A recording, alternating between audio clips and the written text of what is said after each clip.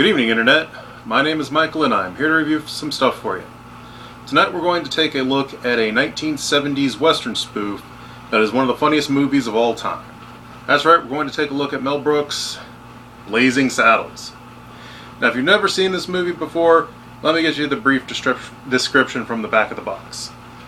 Filmmaker, star, and paddleball whiz Mel Brooks goes way out west and way out of his mind with a spiffy spoof set in an 1874 Old West where 1974 Hollywood is just one soundstage away and where non-stop fun blasts prejudice to the high comedy heavens.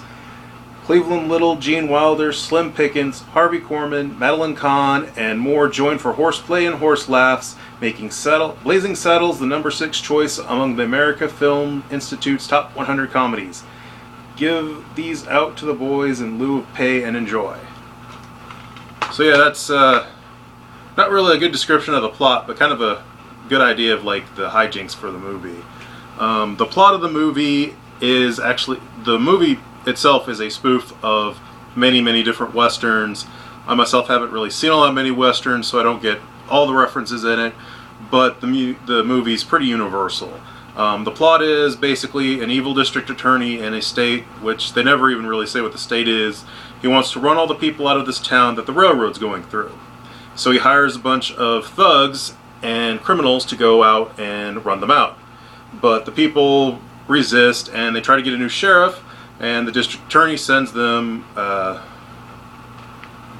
character Jim, who's played by Cleveland Little. And Cleveland Little is a black man. And it's basically the entire premise of the movie is that he sends the black guy to the town to be the sheriff, and they will be so upset that he's black that they won't be able to complain, and it will drive him out even faster. And then basically that's what happens. Sort of, they really don't like him. He teams up with Gene Wilder, who is a old gunslinger. And they team up and they take out some of the bad guys, or a couple of the bad guys.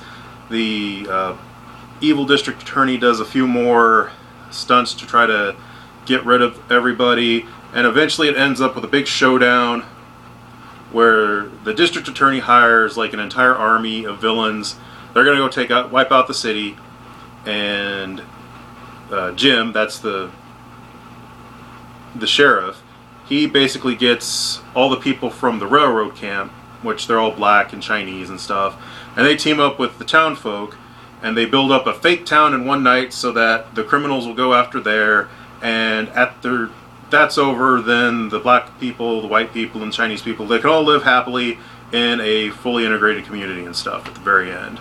And then the movie gets really kind of weird because as they're doing a big giant fist fight with all the townspeople and everybody fighting the villains in the fake town, then it moves over into they're actually in a Hollywood soundstage, and they like break into another soundstage, and they're fighting a bunch of like very stereotypical gay guys, and then they break into like a hotel cafeteria and they're fighting people there, and then they end up going to watch Blazing Saddles during the movie, and other weird stuff happens, and then finally it ends, has a nice happy ending. Although it's still kind of weird because Jim, the sheriff, and Gene Wilder's character, they like ride off into the sunset, but as soon as they get out of town, they get into a limo and drive off. So the ending of this movie is a little trippy. The whole part where they're fighting inside LA and stuff, that was just really weird, but pretty entertaining.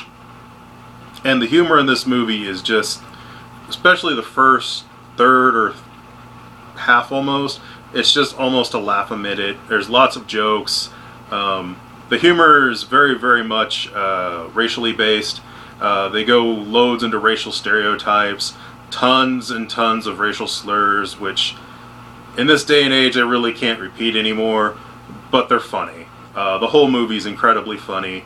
Like I said, lots of jokes, lots of racial jokes, lots of jokes that you just kind of have to watch to get. All in all, this is very well worth watching, and I highly recommend you see it. I give this one a 5, and stay tuned next time, and I will be reviewing something else.